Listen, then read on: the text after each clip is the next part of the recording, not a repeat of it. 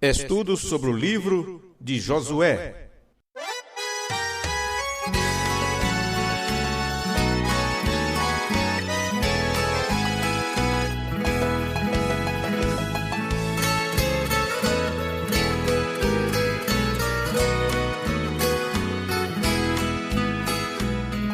O profeta de Deus disse que viria uma era efesiana. Confronto de Efésios com Josué. Estamos passando pelo deserto e o Egito já ficou para trás. Para aqueles que saíram do Egito, tenha cuidado, porque na trajetória do povo de Israel, eles já estavam chegando bem perto de cruzar o Jordão e, no entanto, em seus pensamentos, voltaram para trás. Temos que entender o que está acontecendo hoje, o que isto significa nesta nossa trajetória rumo à terra prometida, ao total e completo e genuíno batismo do Espírito Santo. Temos, por exemplo, o povo de Israel ao peregrinar pelo deserto, e muitos deles desanimaram quando o Jordão já estava perto. Ouçamos nesta hora mais uma mensagem que nos dá fé.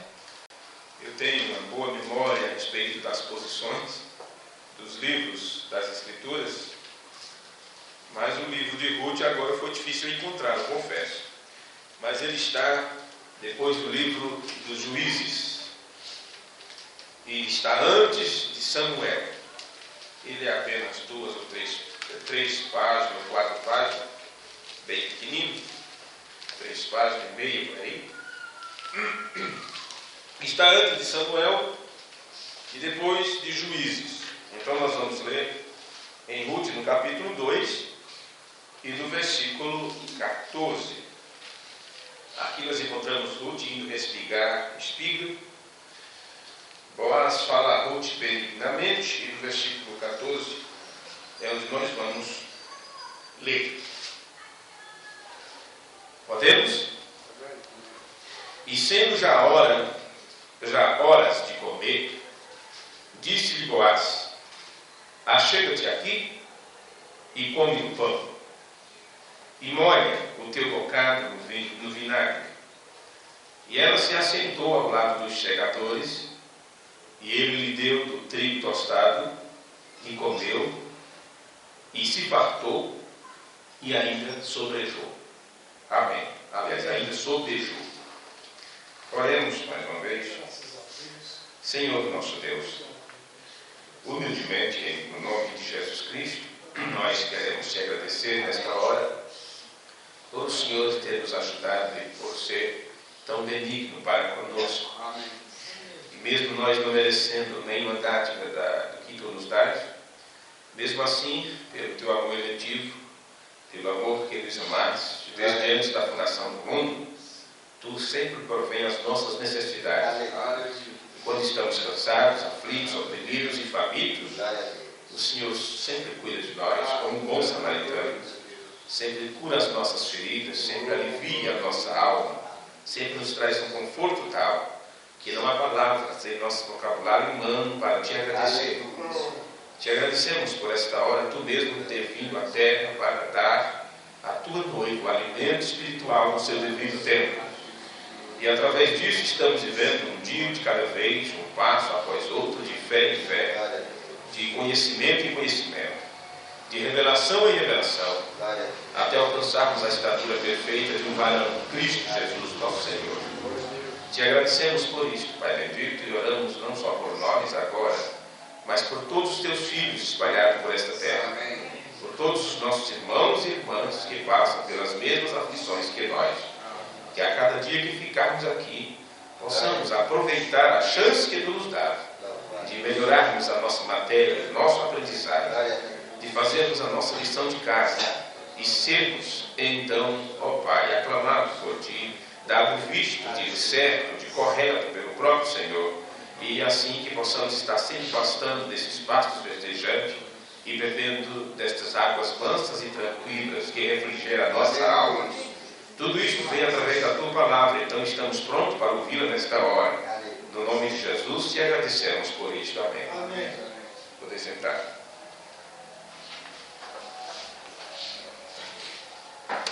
Meus irmãos, em continuação ao culto anterior, eu desejo falar com vocês mais um pouco sobre o livro de Josué, mais uma vez que nós voltamos a falar sobre isto. Então, estamos ainda tendo essa mesma inspiração, vamos dizer assim, para dar prosseguimento, depois de mais de um ano. O último que lembro que falei foi a parte número 54, isto em abril de 2008. De lá para cá temos trabalhado para colocar estes estudos em texto e até hoje só temos até o número, creio que 17, em texto. E é disto que os irmãos à distância vão acompanhando e vão se alimentando, tirando dúvidas. E claro, a série sobre o livro de Josué mexeu muito comigo, com muitos irmãos, inclusive irmãos me telefonam de longe ou escrevem, aconselhando a igreja local a voltar a ouvir de novo a série sobre Josué, coisa que eu não faço. Aí irmãos de longe se preocupam com isso, não é? Eu deveria estar dizendo, olha, volte a ouvir de novo quando tiverem tempinho.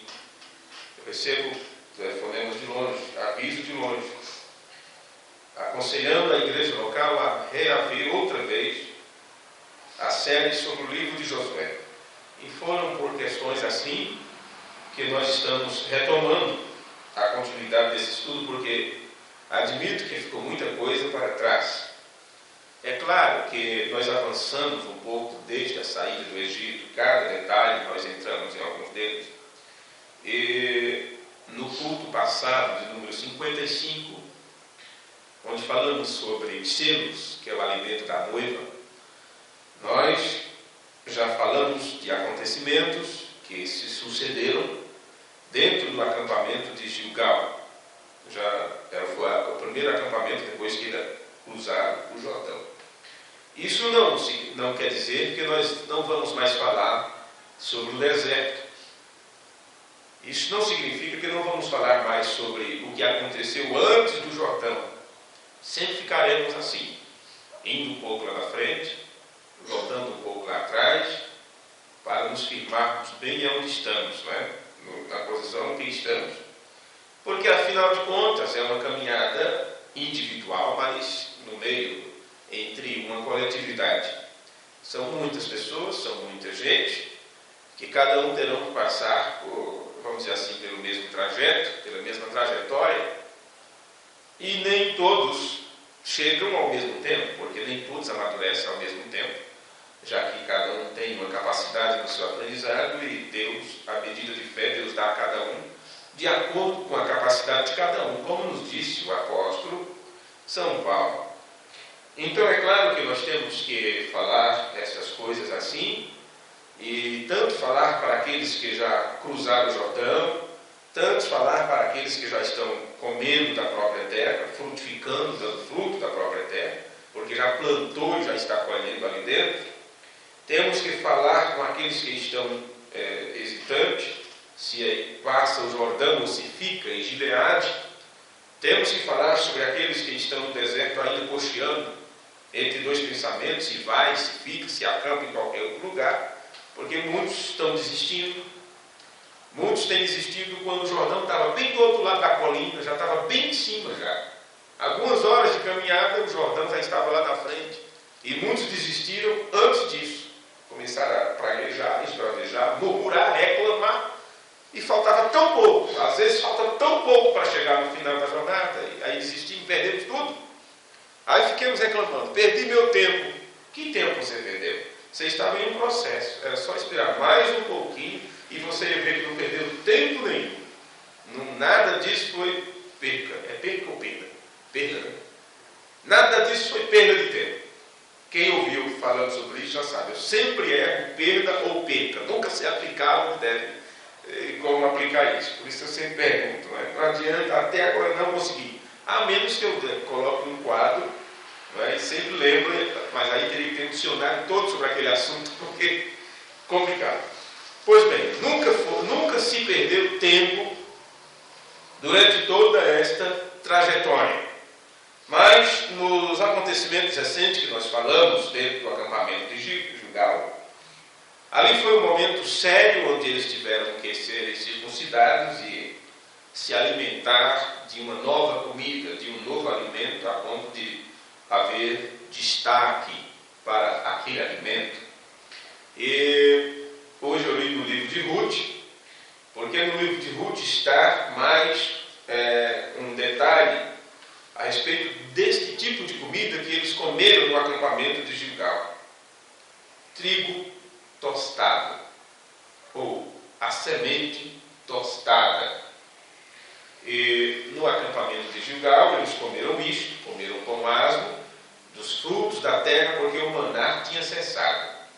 Eu teci todos os meus comentários no culto de número 55, com o título Os Selos, Alimento da Noiva.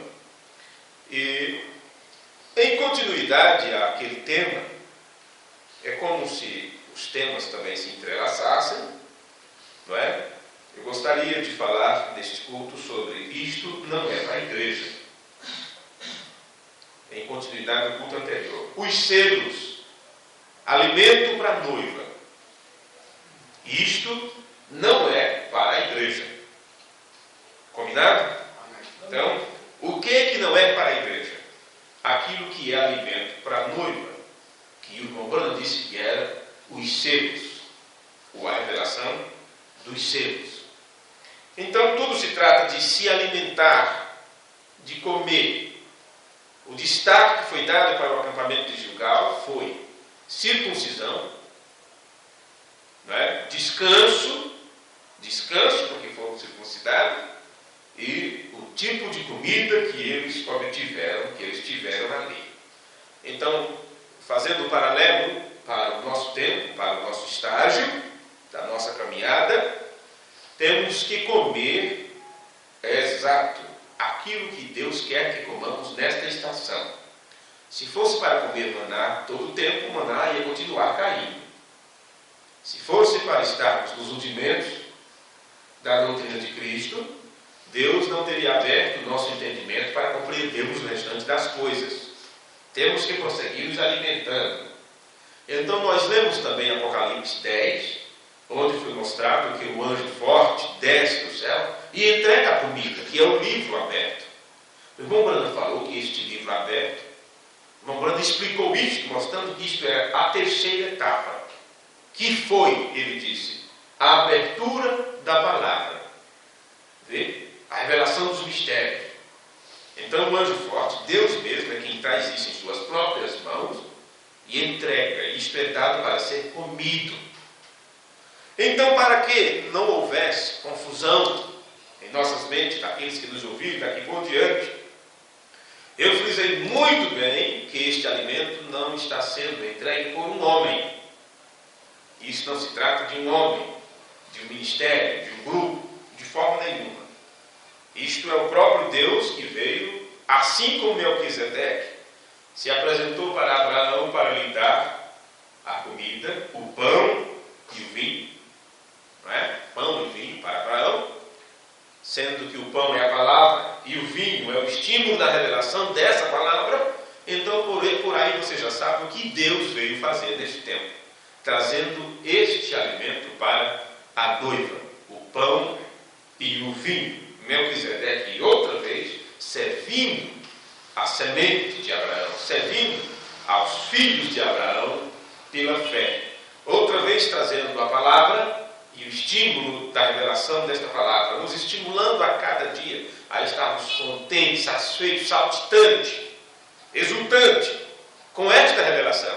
Porque é uma comida que o mundo não tem, as pessoas não alcançarão jamais, porque é um alimento que estava escondido para eles. Escondido. Só seria dado para aqueles que têm a mesma natureza dele, a mesma natureza.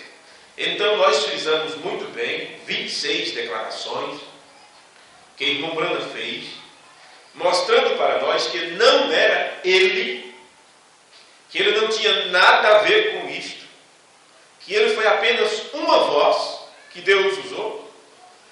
E mostrei para vocês o que Umbanda disse sobre o microfone. Ele disse: eu sou apenas um microfone, sou como este microfone. Então você sabe que o microfone, se ninguém falar através dele, ele é tão inútil como qualquer outra coisa inútil que seja. Mas uma vez que você utiliza e você fala, ele então capta e solta, amplia, mostra lá da frente. Vê? Está aí a energia, tem mesa de som, tem todas as aparelhagens. Mas elas dependem de um captador que capte a voz, para que aquilo seja levado pelos condutores, pelos fios, e chegue de uma forma mais ampliada nos nossos ouvidos. Isto é o que é o William Branham. Ele disse: eu fui apenas uma voz. Eu só estava lá quando ele apareceu. Mas eu não fui aquele que apareceu no rio. Não fui eu. Vê? Não fui eu. Então ele mostrou também que o sétimo anjo não tinha nada a ver com isso. Não tinha nada a ver. Porque as pessoas ficaram cultuando ao redor do sétimo anjo. E o sétimo anjo disse: não sou eu, não sou o filho do homem. Ah, mas tinha um anjo que aparecia em Umbanda. Ele disse: o anjo não era o filho do homem. Era apenas um mensageiro do filho do homem. O filho do homem é o próprio Deus, é Cristo, o Espírito Santo. Tanto é que na abertura dos selos de Apocalipse 4, é mostrado os 4 animais, que são as 4 formas que o Espírito de Deus trabalhou na terra, desde a igreja alfa até a igreja ômega. E o último animal é como uma águia voando. E aquela águia não é o William Branham em maneira ou forma. Aquela águia representa o próprio Deus e não o profeta. Veja. Então, foi mostrado para vocês, naquele culto, que qualquer outra palavra que estiver fora da revelação não é alimento. De jeito nenhum. A noiva não pode se alimentar de algo que seja uma interpretação privada de quem quer que seja. Pode ver? E para que não seja vamos dizer assim, uma interpretação privada, tem que ser algo que o próprio Deus trouxe. Deus traz a luz. E uma vez que Deus traz esta luz, então Deus usa, vamos dizer assim, uma lâmpada, que seria o profeta, e ele apenas reflete esta luz adiante. E foi dito que este mensageiro faz a mesma coisa. Então, eu quero ler para vocês algo aqui, mas antes, já que estou falando sobre alimento, e eu posso ficar o tempo que for nos cultos para frente, falando apenas desse alimento, já é uma vez que no nosso raciocínio, estamos dentro do acampamento de Gilgal, observando aqueles acontecimentos. É como se você fosse seres viajantes do tempo e pudesse ir até ali, depois que atravessaram o Jordão, e estavam acampados, e poder ver ali os acontecimentos e saber o que aquilo significa para a nossa época, para a nossa geração, para o seu tempo. Vê? Por isso que estamos falando muito sobre o alimento, sobre os grãos tostados que eles comeram, sobre a cessação do maná e o fruto da terra que eles tiveram que comer. E claro, este alimento ele é espiritual para nós. Estes grãos é espiritual para nós. Representa a palavra. E aí é o cuidado que temos que ter. Precisamos estar nos alimentando da palavra, comendo o grão próprio, escolhido por Deus, para serem o nosso alimento neste tempo. Então, já que se trata da palavra, eu queria passar para vocês aqui alguns comentários que o irmão Diógenes Dornelles fez nesta revisão que ele fez do sermão Deidade 1, Minra e Logos, Palavra com Deus. Nós traduzimos esse sermão por volta de 2004, aproximadamente, entre 2004 e 2005, eu traduzi. A tradução que eu fiz foi do espanhol. Aquela tradução para o espanhol não estava tão boa na época. Quem fez naquele tempo, com boa vontade e boa intenção, inclusive o irmão que fez já faleceu, já partiu, não estava tão boa. E agora, com a ferramenta que Deus colocou à nossa disposição, à disposição da noiva aqui do Brasil, o irmão Diógenes, nós passamos esse estudo para ele, para que ele fizesse uma boa revisão. E ele me entregou esta revisão de ontem para hoje.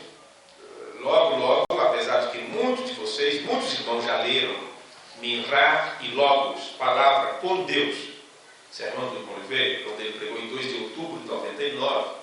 Mesmo assim, nós temos que ter isto outra vez, já que foi feita uma boa revisão na tradução direto do inglês. Então ele fez uma introdução para este sermão, e eu gostaria de colocar aqui, de uma forma apropriada, deixar registrado, para ver se é disso que nós estamos nos alimentando ou não, para sabermos que tipo de alimento as pessoas estão rejeitando nesse tempo. Ele começa assim a introdução. Na mensagem à era de Esmirna, o profeta desta era, William Marion Branham, fez este esclarecimento. Em cada era temos exatamente o mesmo modelo. É por isto que a luz vem através de algum mensageiro dado por Deus em uma certa região. E depois deste mensageiro, a luz se espalha através do ministério de outros que são fielmente ensinados. Então, estamos falando do alimento. E recorde que quando Boaz chamou Ruth para ela se alimentar dos grãos tostados, não ficou apenas ele e ela ali sentados. A Bíblia diz que ela ficou no meio dos outros segadores. Entre os outros segadores. E sendo já a hora de comer, disse-lhe Boaz: achega-te aqui e come o pão, e molha o teu bocado no vinagre. E ela se assentou ao lado dos segadores, e ele lhe deu do trigo tostado, e comeu e se fartou, e ainda lhe sobejou. É algo que é feito em conjunto, é um alimento que é distribuído, e você come junto com outras pessoas que estão participando da mesma palavra, do mesmo bocado, vamos dizer assim, do mesmo prato, ou comendo da mesma mão que está distribuindo. Amém? Isso é muito importante. Então, a luz vem por um mensageiro, e depois desse mensageiro, a luz se espalha através do ministério de outros que são fielmente ensinados. Mas, naturalmente, todos estes que saem, muitos aprendem lá do mensageiro. E esta parte, sempre que eu cito esta citação, estou comprando, esqueço de dar ênfase também nessa parte que vem depois. Mas, naturalmente, todos estes que saem, aprenderam, sim, aprenderam bem, ouviram as palavras diretas do mensageiro, sim, mas, naturalmente, todos estes que saem, nem sempre aprendem quão necessário é falar somente o que o mensageiro tem falado. Eles ouviram a pregação direta do mensageiro de Deus, que era o microfone de Deus, né? Através de quem Deus expressou. Quando ele disse: como está ali, não fui eu não tenho nada a ver com isso. Eu preferia ser um caçador, mas é a vontade do meu Pai que eu declarei fazer isto, me determino a fazer. Eu não fui aquele que apareceu no rio, eu estava apenas lá quando ele apareceu. Apenas uma voz que Deus usou. E aqueles que ouviram a voz direta de Deus pelo mensageiro, depois que eles saem e também começam a ensinar, e começam a também ter seus próprios ministérios, eles dificilmente aprendem quão necessário é falar somente o que o mensageiro tem falado. Mesmo eles tendo as citações que eles digo o que diz as citas, digo o que diz as citações. Citas é espanhol, para nós citações, parágrafo. Digo o que diz os parágrafos, digo o que está nas gravações, na fita. Nem sempre isso é feito. Todos repetem estas palavras, mas dificilmente diz o que Irmão Branham disse. Como é que eles fazem? Irmão Branham já disse como é que eles fariam. Eu estou lendo aqui, dentro do comentário do irmão Diógenes Dornelles, as palavras do Irmão Branham. Eles acrescentam aqui, tiram acolá. E logo a mensagem não é mais pura. Se a mensagem não é mais pura, porque foi acrescentado, diminuído, o que se torna? Se torna alimento? É um pão fermentado. leveda toda a massa. Não é mais alimento. Para a noiva, não. Não, senhores. A igreja continua, então, vindo lá atrás, se alimentando disso.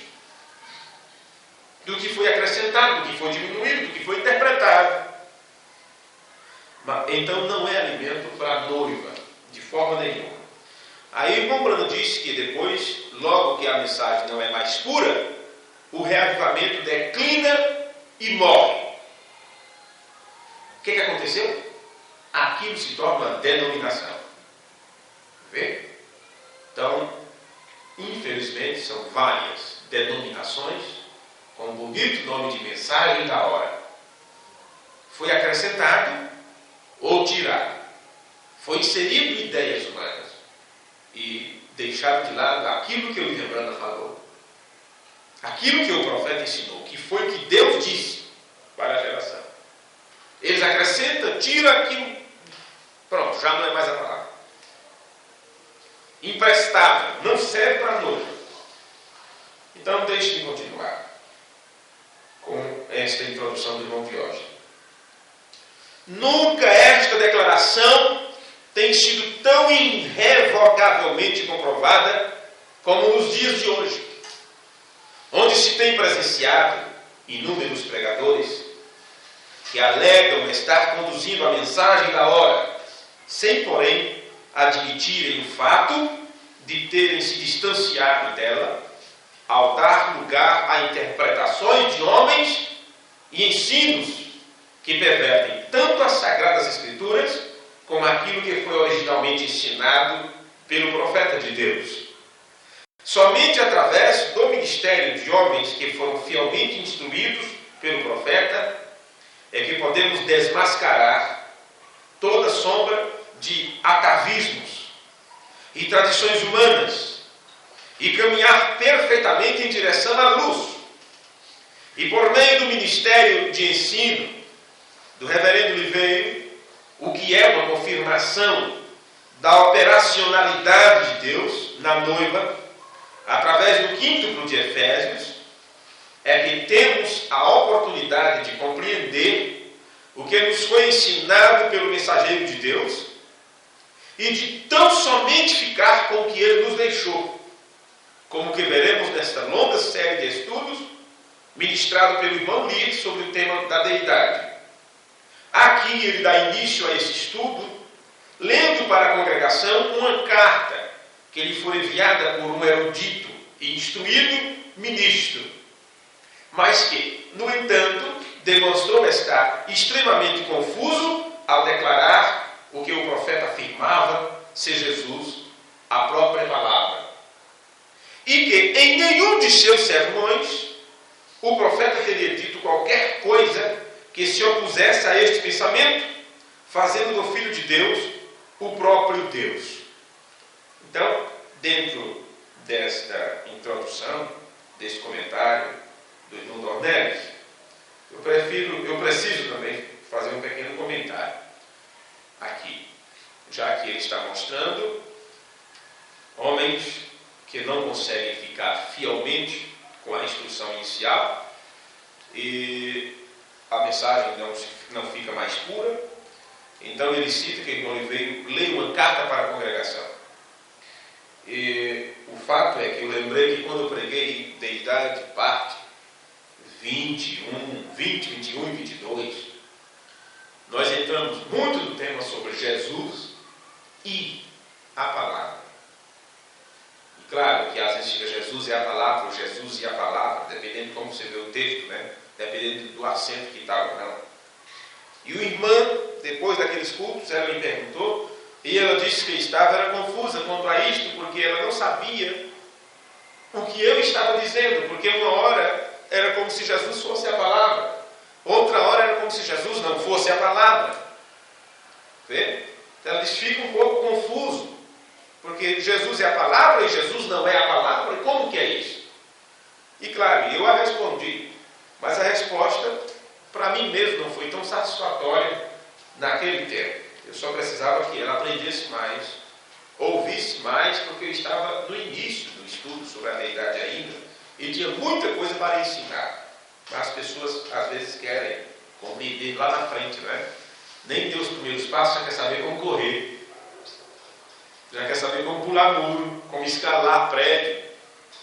Né? Nem deu os primeiros passos ainda, já quer escalar o Everest. Ou o Pico da Lebrina, né? O pico mais alto aqui do Brasil. Vamos com calma. Então veja. Jesus é a palavra ou Jesus não é a palavra? O que irmão Brando está pregando? A ponto desse ministro, erudito, conceituado, ter escrito uma carta para o irmão Oliveira dizendo assim, em outras palavras. Porque quando eu preguei essas coisas antes, e li inclusive a carta deste homem, texto dela na outra tabernáculo, aquilo não ficou muito claro ainda. Mas em síntese, o que ele estava dizendo era isso. Irmão Oliveira, o irmão Brana, ele disse aqui que Jesus é a palavra e em nenhum outro sermão ele desfez deste pensamento. Irmão Oliveira responde assim: meu amigo, o irmão Brana fez totalmente ao contrário do que você está dizendo. Você não entendeu. Então tá, para que vocês possam perceber que este alimento que vem para a noiva não é distribuído, não pode ser distribuído de qualquer forma, de qualquer jeito, por qualquer pessoa.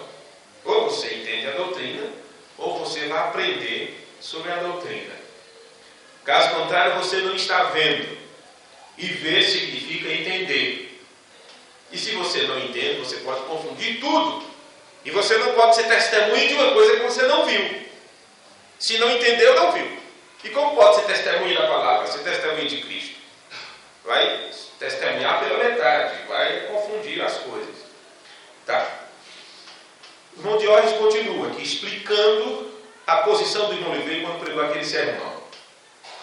A fim de expor a mesquinhez do presunçoso ministro, o irmão veio, então, mostrará à audiência um sermão do profeta, onde ele declara que todo aquele que associa Cristo, Jesus o Filho, como sendo a palavra, estará fazendo uma má interpretação das Escrituras, criando a fé em dois deuses, quebrando assim o primeiro mandamento que diz: não terás outros deuses diante de mim. O profeta disse que Jesus não era o seu próprio Pai, e sim de que Deus habitou em seu Filho. A prova escriturística de que o Filho não é Deus é de que ele teve um princípio, sendo gerado da própria substância de Deus, antes de qualquer ato criativo. Ele é o único gerado dessa forma e não pode haver outro, porque isso nunca mais será repetido. Caso contrário, Jesus deixaria de ser o unigênito do Pai, cheio de graça e de verdade. Todo o problema gira em torno de uma má compreensão do termo grego logos, encontrado em João 1:1. Segundo o doutor Oliveira, o logos de João é o mesmo Deus Criador de Gênesis 1:1. Antes da criação só havia Deus. O Logos em sua eterna inescrutabilidade e ainda durante a ausência da inescrutabilidade, é algo que não se alcança, inescrutável. Você não pode senti-lo, você não pode cheirá-lo, você não pode tocá-lo, você não pode vê-lo, no entanto ele está ali. O Logos, em sua eterna inescrutabilidade, e ainda durante a ausência da dimensão tempo-espaço criacional, o Logos manifestou-se ao gerar o Filho. O poder criador do Logos estava em seu Filho, assim como a planta passa o poder criativo para a semente, para que ela gere outra lá na frente. Por meio de quem sua glória tornou-se, a glória do Logos, Deus mesmo, tornou-se conhecida e tudo se fez. Cristo é a manifestação eterna do Logos e de sua essência. como uma flor que traz à manifestação aquilo que sua semente não demonstrava ser. Quando em João diz que a palavra estava com Deus, refere-se justamente à manifestação externa do princípio do Logos, o qual sempre se fez presente, seja em carne humana, ou na coluna de fogo, ou em qualquer outro veículo em que ele queira se expressar. Cristo é a máscara do Logos, o seu pensamento expresso. Sem ele, o Logos não seria conhecido. Mas aprove a Deus revelar-se no seu Filho. Com a criação, tornou-se em efeito o princípio de alfa e ômega, de que o que estava no princípio estará no final. Todas as coisas saíram de Deus e para Ele voltarão. E quando tudo estiver sujeito ao Filho, Ele então entregará toda a criação de volta às mãos do Pai, para que Deus seja tudo em todos. Irmão Diógenes Dornelles. Esta é a introdução para o sermão Palavra com Deus, da Idade Partida. Só a introdução, a gente poderia pregar o ano inteiro, só com estas palavras da introdução. Então aí está, por que aquele ministro erudito, por que ele se enrolou todo? Porque ele não compreendeu as palavras do irmão Branham. Então ele acrescentou, tirou, aplicou mal, interpretou de uma forma errada. E o irmão Branham diz simplesmente isso. E se você ter Jesus como uma palavra, não é? Na forma da palavra e tal, você o faz dele um Deus tirado de 3 ou de 2, e você quebrantaria toda a Escritura. Eu não lembro bem agora a citação. Mas para os irmãos que sempre estão procurando essas coisas, está na mensagem de Cristo, é revelado em sua própria palavra, parágrafo 74. Quando eu comecei a compreender esse tema sobre a divindade, eu li dezenas de vezes aquela mesma citação, tentando compreender o que o William Branham estava dizendo ali. Eu não compreendi enquanto não li o Oliveira falando sobre o tema. Se você não tiver compreensão sobre a doutrina, você não sabe do que ele está falando. E ele ali está dizendo que Jesus não é a palavra, porque a palavra é Deus. E se você diz que Jesus é a palavra, você estará criando um Deus diante de Deus. Vê? Então, aquele homem não entendeu e disse que ali o William Branham disse que Jesus era a palavra e nunca desfez desse pensamento. Quando foi exatamente ao contrário. O William Branham estava dizendo que a palavra é o próprio Deus e você não pode aplicar aquilo para Jesus, o seu filho. E durante todos os outros sermões, ele sustentou isto, mostrando que os filhos têm princípios, mostrando que o filho foi obediente ao pai e assim sucessivamente, combinando com todo o restante das Escrituras. Então, por aí você percebe que tipo de comida as pessoas estão se alimentando, o tipo de alimento que elas estão recebendo por aí afora, pensando que é a comida, pensando que é alimento, pensando que é maná, manjar, ou seja o que for. Vê? Não sabe que estão comendo um pão fermentado, uma mistura com fermento, com vermes, com tudo quanto não presta. E pensando que é a palavra de Deus. Mas, meus amigos, por que será que esta compreensão não irá a todos? Não estará em todos. Simples. Porque a abertura da palavra, a compreensão dos mistérios, que eu lembrando disso aqui, não foi a terceira etapa, a abertura da palavra, ele disse que era a revelação dos mistérios, a abertura dos selos. E ele disse que os selos eram alimento da noiva. E nesse culto eu estou retificando, reafirmando isto, dizendo que isto não é para a igreja. Antes de continuar, ou antes de concluirmos, a verdade é essa, estamos já entrando para a conclusão. Deixe-me apenas ler para vocês o que William Branham disse no sermão Alimento Espiritual no seu devido tempo, ou em seu devido tempo, do dia 18 de julho de 1965, parágrafo 126. Eu vou ler a parte B Porque a parte A eu já li no culto anterior, eu já li no culto passado. Irmão Branco disse: e como disse o profeta que haveria luz nestes últimos dias. Olha, você já ouviu lá a outra citação lá, na Yasmin, onde Deus envia a luz pelo mensageiro e depois sai por aqueles que foram bem instruídos. E estes que foram bem instruídos, eles só continuarão esparramando a luz se eles se aterem, se eles ficarem com exato aquilo que o profeta disse. Veja. Disse o profeta que haveria luz nesses últimos dias, como isto operaria, e o que isto faria. Todas as Escrituras apontam para estes últimos dias. Amém? Amém. Está aqui mais uma citação. Nós sempre citamos aquela, todo o Novo Testamento fala desta hora, da mensagem Shalom. Mas tem aqui mais uma citação que poderemos juntar aquela outra e sempre termos isto em mente.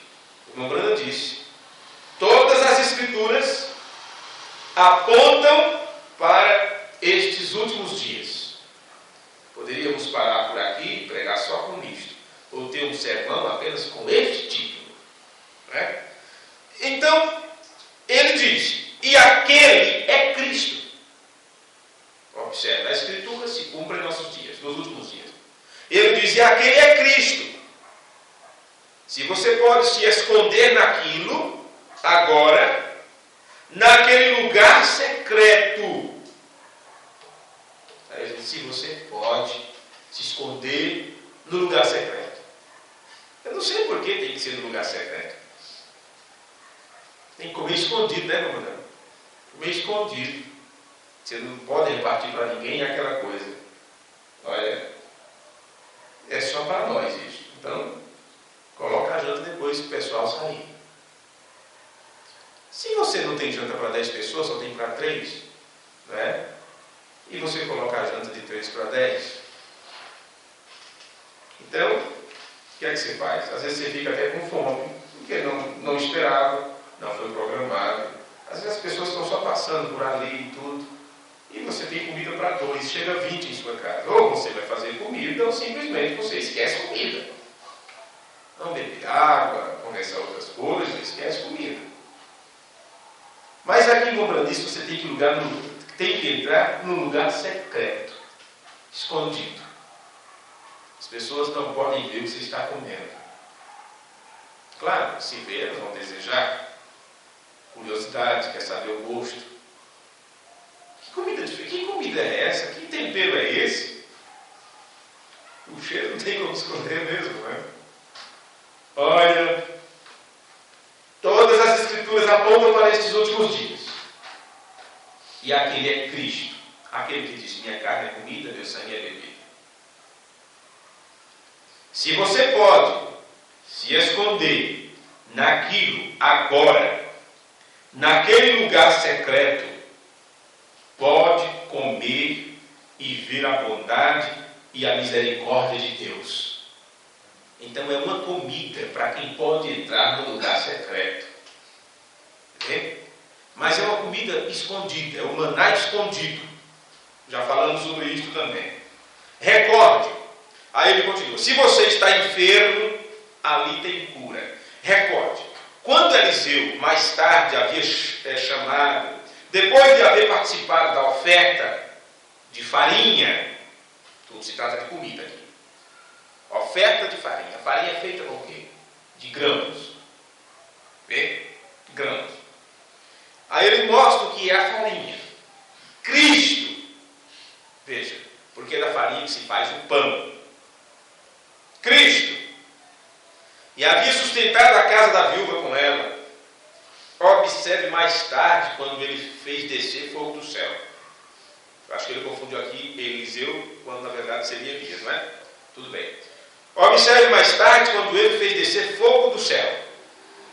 E assim por diante. E provou sua vinda de Deus, o Espírito do profeta.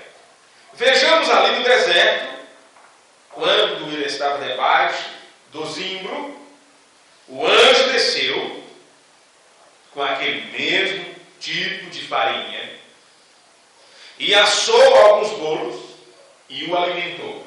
Um pouco mais tarde, ele se pôs a dormir outra vez. O despertou e tinha ali mais bolo de farinha assado para ele. Ele caminhou nas forças desses bolos por 40 dias. Glória a Deus!